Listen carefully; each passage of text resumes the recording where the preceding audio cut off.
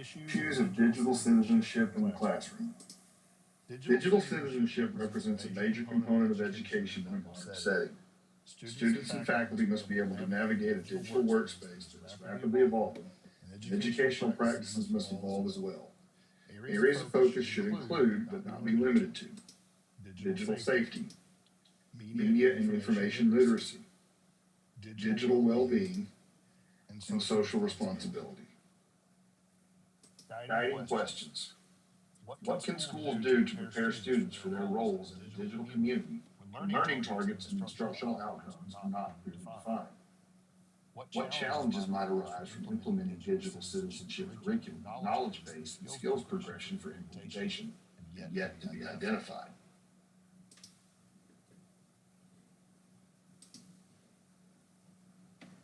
These college freshmen remember the horrors of high school online bullying, specifically subject, where the team mentors don't mention the person by name, but it's clear who the victim is. A girl was on Twitter and was like, oh, look, and like showed the coach and they got in trouble. You never really know what people are going through at home, and you never know what like the last straw can be. School leaders say most cyberbullying starts in middle and high school. Raise your hand if you have a tablet or a desktop computer or a cell phone or those other devices. Now, Pasco schools are trying to prevent it. So we're challenging students to think about who they are and how they're showing themselves with other people on the internet. Wednesday, these third graders are getting trained to be responsible online through the district's new digital citizenship program. And that's why one of our key tools for the digital community is that we have to know who we're talking to. School counselors are talking to students not only about cyberbullying. It's really challenging to think about the fact that their digital footprint has long-lasting implications. Leaders of this program say you can start talking to your kids early about their online identity, namely who do they want to be known by online and what image are they projecting. Make sure that, as a parent, that you're monitoring what they're doing, because they don't always know how to handle every situation. Educators hope prepping kids as early as possible will help them be safe online as they grow up. In Big City, Lauren Rosella, ABC Action News. Breaking the barrier. In recent decades, technology has been increasingly used in the classroom. Many schools have gone the tech route and have given each student a Chromebook and increased access to the internet in an educational setting. Integrating digital literacy can be empowering, but can also bring challenges. These challenges include limited opportunities by the teacher to detect learning progressions and scaffolding. Also, adapting to a curriculum that prioritizes transferable skills opposed to platform-specific technology.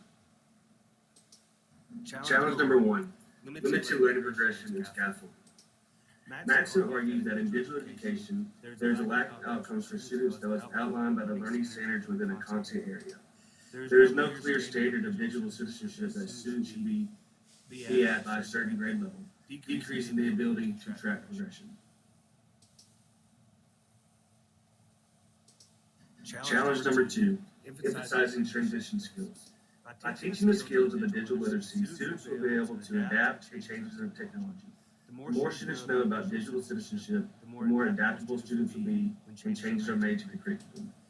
Maxson argues, transitioning to digital citizenship 3.0 requires us to address these barriers by advocating for a curriculum that prioritizes transferable skills and concepts as opposed to strict rules and platform-specific technology tips that may go out of style as quickly as the latest TikTok trend.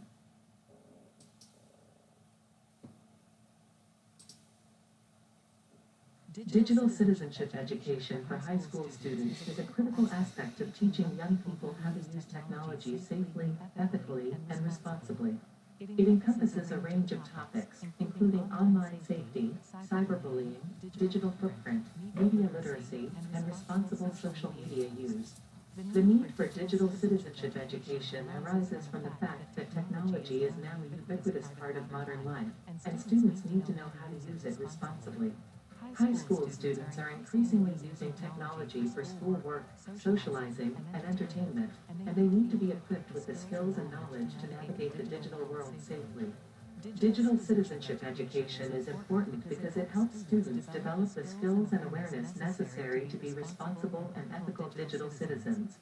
It teaches them how to protect themselves online, how to recognize and respond to cyberbullying, and how to be mindful of their digital footprint.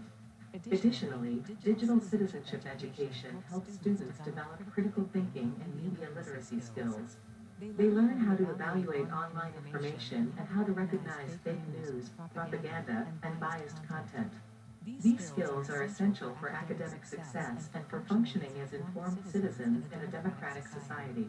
Another benefit of digital citizenship education is that it helps students become responsible and respectful online communicators.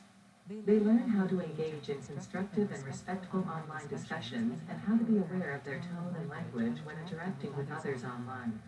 In summary, digital citizenship education is a necessary component of high school education in the digital age. It equips students with the skills and knowledge they need to navigate the online world safely and responsibly, and to become informed and engaged digital citizens.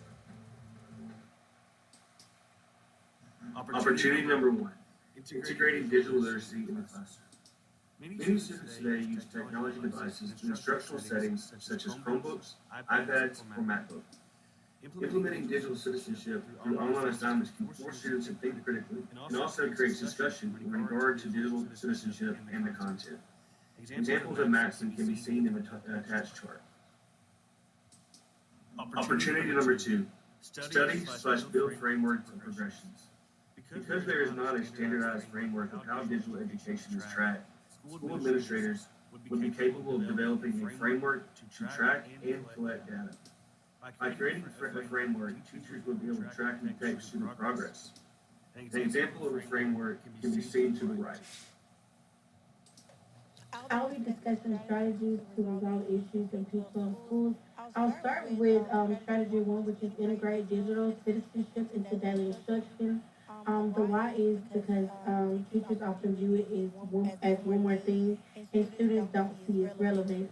How can we integrate these is by embedding lessons into existing subjects and SEL activities, align with Teach Digital Citizenship Framework and ISTE standards, and also include source evaluation and online comments in everyday lessons.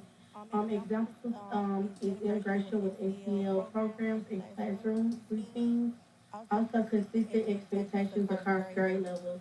The impact it will make is reduce teacher workload, increase student engagement, and promote consistency across classrooms. Strategy two is strengthening stakeholder engagement and professional development. Why? Because of the lack of buy-in and teacher confidence are major barriers. How we do this is by providing ongoing PD and coaching for teachers, involving families through parent nights and digital safety, newsletters, and also empower students as digital ambassadors. Examples of this is PD sessions for staff, family outreach events, and student-led digital citizenship initiatives. The impact it will make is it will build shared responsibilities, strengthen teacher confidence, and extend learning beyond the classroom.